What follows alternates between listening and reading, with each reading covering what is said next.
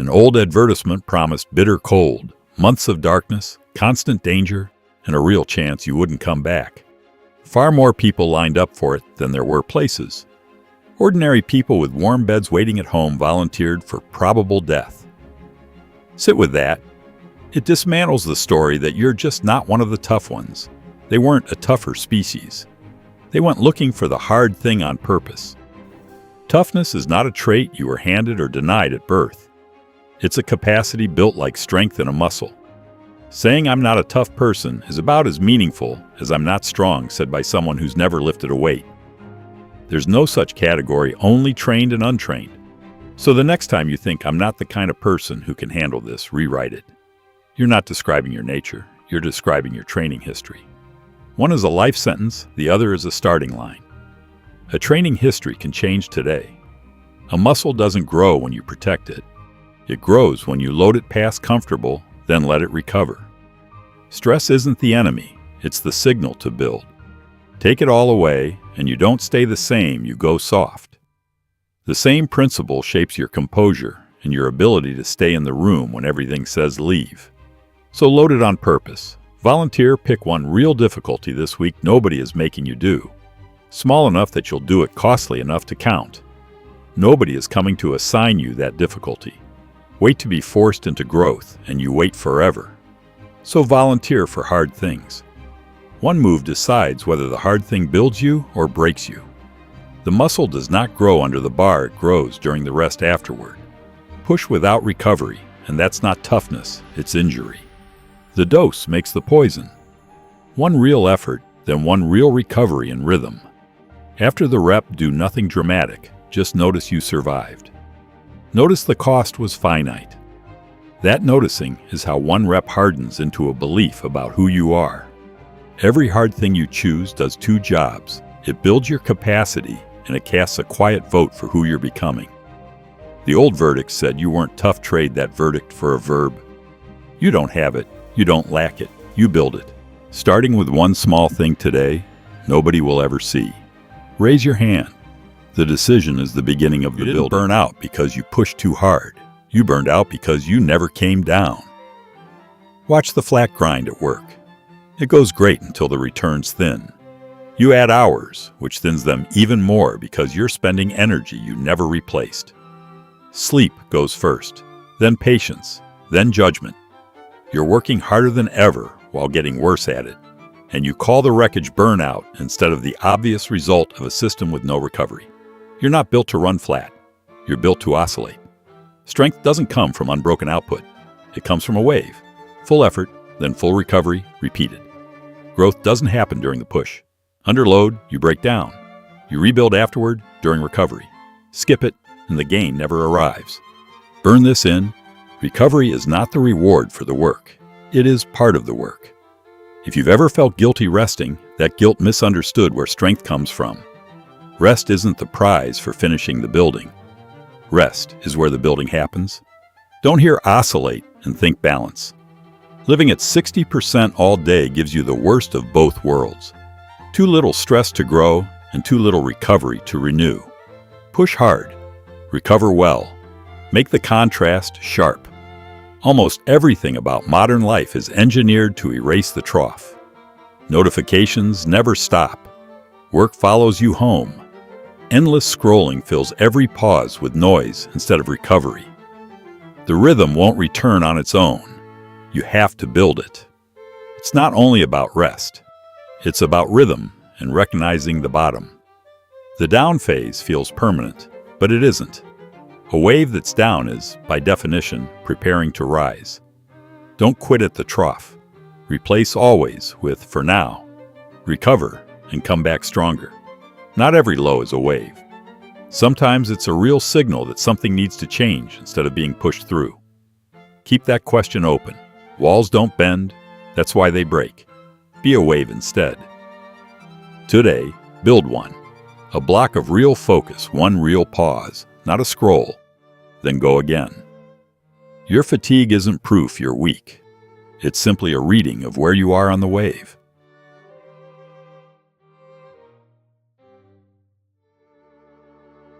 Your judgment is at its worst at the exact moment you're most certain you're right, and you can't feel it happening. You don't have one mind, you have two. A slower thinking mind that reasons and weighs, and an older, faster emotional mind that reacts before your thinking mind even realizes a decision was made. A tone, a look, or a message lands, and you've already snapped, hit send, or slammed the door. The signature of that takeover is regret. Here's the shift that changes every heated moment. A feeling is information, not an instruction. Anger is real data. It tells you something matters. But the command it hands you, react now, was built for a threat you're probably not facing. Feel it, don't obey it. Read the signal without following the order. The move is almost too simple. Name it. The moment you label what's rising, this is anger, this is fear, this is exhaustion, you pull a thread of control back toward your thinking mind. Then take one breath and ask one question. Is this reporting something true or giving me an order I don't have to follow? You don't need the perfect answer. Running the loop is the practice. This isn't suppression. Bottling feelings up only lets them control you from the background. Instead, feel the emotion fully and choose your response instead of firing the default one. That's not becoming cold. It's becoming intentional. You're also not doing this in a vacuum. Notifications, outrage headlines, and endless feeds are designed to trigger that fast emotional system because a reactive person clicks, shares, and stays. Protecting your pause has become a form of self-defense. Pause before you react. But the deeper shift is this. You are not the feeling. There is the one who feels, and there is the one who notices the feeling. Every time you name an emotion instead of becoming it, that watcher grows stronger. The next time a surge hits, notice it, name it, breathe, read it, and choose.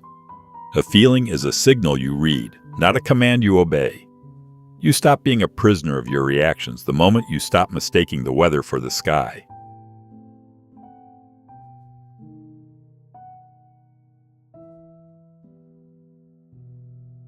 You almost never quit because your body gave out. You quit because of a sentence.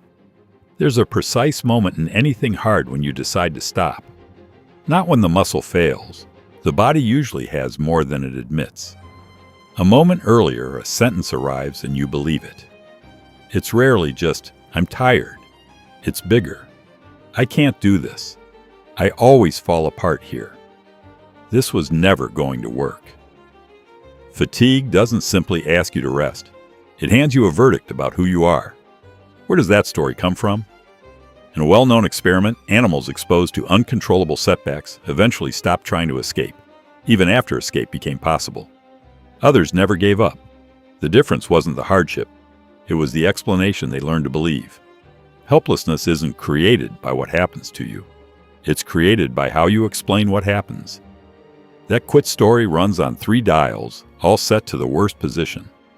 Permanence. I'll always be this weak instead of this time. Pervasiveness. I'm hopeless at everything instead of this one thing. Personalization. Something is wrong with me instead of recognizing that circumstances also matter. That's not your body speaking. It's a habit of explanation wearing your body's voice. Now challenge it. Treat the sentence like a hostile witness. Ask for evidence. Always find the exceptions. Look for another explanation. Maybe you slept badly. Maybe you're carrying extra stress. Shrink the stakes. If this rep fails, is it the end or just Tuesday? That shift often gives you enough energy for one more step. You can't have that conversation while completely flooded. Calm the body first, then question the story, then act. Otherwise, the story predicts failure. You give up, and quitting becomes the proof the story was looking for. This isn't positive thinking. It's accurate thinking. You're not inventing comforting lies. You're correcting an old one. That quit story was learned, which means it can also be unlearned. The wall didn't move. The story about the wall did. Sometimes the signal is real and something truly needs to change. But don't mistake every difficult moment for a final verdict. The next time you want to quit, find the exact sentence underneath the feeling. Say it out loud. Cross-examine it before you believe a word. Fatigue hands you a verdict. A verdict can always be disputed. One of the best climbers alive died near the summit because on a single day, he broke the one rule he was famous for following. He had built a reputation for getting people to turn around in time. Then, with a client too weak to descend and a storm closing in, he stayed. He never made it back. One of his final radio calls was to his pregnant wife. He was one of 8 people the mountain claimed over 2 days. The lesson is one determination can't argue with. Reality is indifferent. It doesn't care how hard you trained, how much you invested, or how painful turning back feels. Skill doesn't change the weather. Some limits are real, and no amount of grit moves them. Even disciplined people fall into the same trap. The closer you get to the goal, the harder it becomes to turn around. Add everything you've already invested, and continuing feels inevitable. Worse still, when judgment begins to fail, you often can't recognize it's happening.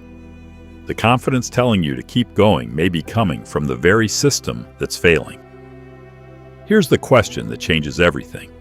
If I push on and I'm wrong, can I recover or not? If the answer is yes, a difficult workout, a failed attempt, an uncomfortable conversation, push through the story.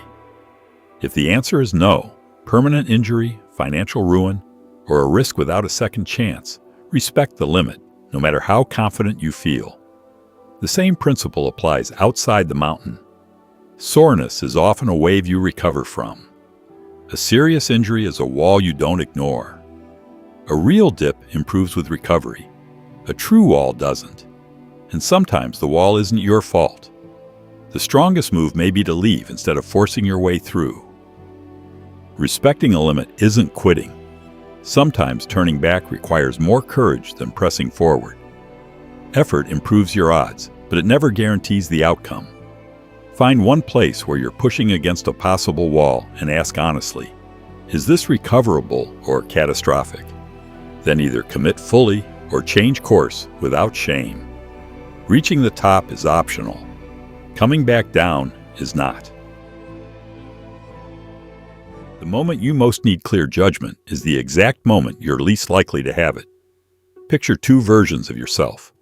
One is calm, rested, and thinking clearly. The other shows up under pressure, depleted, emotional, and convinced of things that aren't true. That second version is the one making the decision when it matters most. Trying to win in that moment is already a losing strategy. The answer isn't more willpower under pressure. It's deciding before the pressure arrives. That's the whole move. Decisions made in advance beat decisions made in the moment. When you're thinking clearly, make the rule. When you're under pressure, follow it. You become strong once now on behalf of every future moment when you won't feel strong. The best version of that rule is a bright line. Something with no negotiation built into it. Not, I'll see how I feel, but I turn back at 2. Not, I'll keep it reasonable, but 1 drink or none. A tired mind is brilliant at inventing exceptions. Clear rules leave it nothing to argue with. Then prepare your rebuttal ahead of time. You won't think clearly while overwhelmed, so write the answer while you're calm. When the voice says, I can't, remind yourself, I felt this before, and I finished from here before. Preload the response so your future self can read it instead of improvising. This isn't rigidity, it's wisdom. Let your effort stay flexible like a wave. Push hard, recover well, but let your limits stay firm like a wall whenever the consequences of being wrong are catastrophic. Strong boundaries, flexible effort. Shape your environment before temptation arrives. The idea that you'll simply use good judgment in the moment is often the mistake itself. Pressure distorts judgment. Pre-commitment removes the decision from the moment when you're least equipped to make it. It also removes much of the dread because the hardest choice has already been made. Think about the one situation where you keep making the same mistake. Decide the rule today. Make it clear. Write it down. Prepare your rebuttal. Decide in clear air. Obey in thin air. He had been left for dead. The rescuers had given up on him. Then, alone and half frozen, he stood up and walked himself back to camp. Nobody saved him. By the time he moved, the people who could have carried him had already written him off. He became the one who got himself home. That's the lesson. Become the person who carries yourself when no one else can. Self-discipline has earned a bad reputation. It sounds like punishment. But discipline and disciple share the same root, a learner under instruction. Real self-discipline isn't beating yourself into line. It's becoming your own teacher and actually teaching yourself well. There are moments when no boss, coach, or friend can reach you. The final mile, the extra set, the decision no one else will ever see. In those moments, someone has to guide you, correct you, and steady you. That someone is you. So don't just criticize yourself, coach yourself. Give yourself the next instruction the way a great teacher would. Most people get this backwards. They believe the inner coach should be harsh. But the voice that despises you doesn't build you, it breaks you. A great teacher is honest about mistakes while staying kind toward the student. When you hear yourself saying you're pathetic, replace it with something a teacher who believed in you would actually say. Truthful about the error, respectful toward the person, focused on the next step. The cost of never building this relationship is enormous.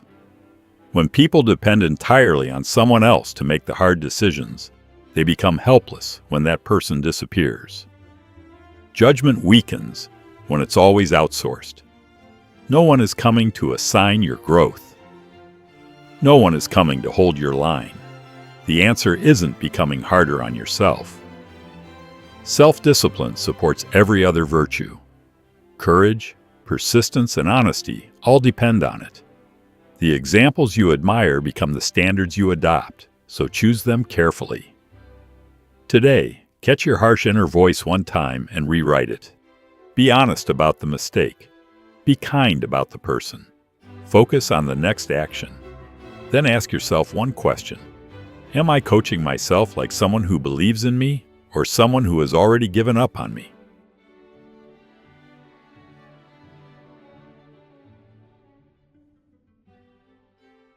The job you're counting on to keep you safe may be the most fragile thing you own. Imagine someone who spent 15 years mastering one role. Then the ground shifts. The position disappears, the industry changes, or the ladder vanishes beneath them. They did everything they were told to do, yet the world stopped honoring the bargain. Suddenly, they're left asking what to do when the thing they built their security on is gone. For years, the deal seemed simple. Specialize, stay loyal, and you'll have security. But that security was always borrowed. The moment the system no longer needs you, your safety disappears with it. Trading adaptability for certainty only works until certainty changes. Move your security somewhere it can't be taken away, into yourself. Build skills that travel across jobs, industries, and changing circumstances. You are the unit of security, not your title, not your employer. Even the winding path you're embarrassed by may actually be evidence that you've learned how to adapt. Choose one portable skill and take one small step toward strengthening it this week. Change reaches your body before it reaches your thoughts. New situations trigger the same alarm as danger, pushing you toward panic, or clinging tighter to what's already disappearing. Pause before reacting. Stay steady. In a room full of fear, become the calm person others borrow from. The story you tell yourself about change matters just as much. If you tell yourself it's permanent, total, and entirely your fault, you'll stop trying. If you see it as real but survivable, you'll keep adapting. The people who stay resilient never surrender the belief that there's still a next move available. This doesn't mean change is easy. It has real costs, and it isn't equally simple for everyone. But waiting for the world to become stable again isn't a strategy. It won't. Build adaptability before you're forced to. Volunteer for small changes now so bigger ones find you prepared. Think about one thing you're depending on for security that could disappear tomorrow. Then start building something nobody can take from you. Change isn't the interruption of life. It's the environment life happens in. Stop waiting until you feel ready. The version of you who feels like doing the work isn't coming. You know the moment. The alarm rings and you don't feel disciplined. The task is waiting and you don't feel focused. So you wait for motivation, but it never arrives because you've reversed the order. You don't feel your way into action. You act your way into feeling. That's the shift that changes everything. Behavior creates emotion at least as reliably as emotion creates behavior, and behavior is the part you control.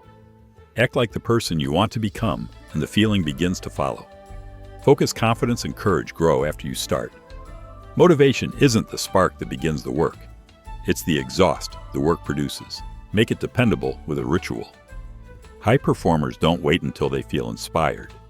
They repeat the same small sequence before every important task until it becomes automatic.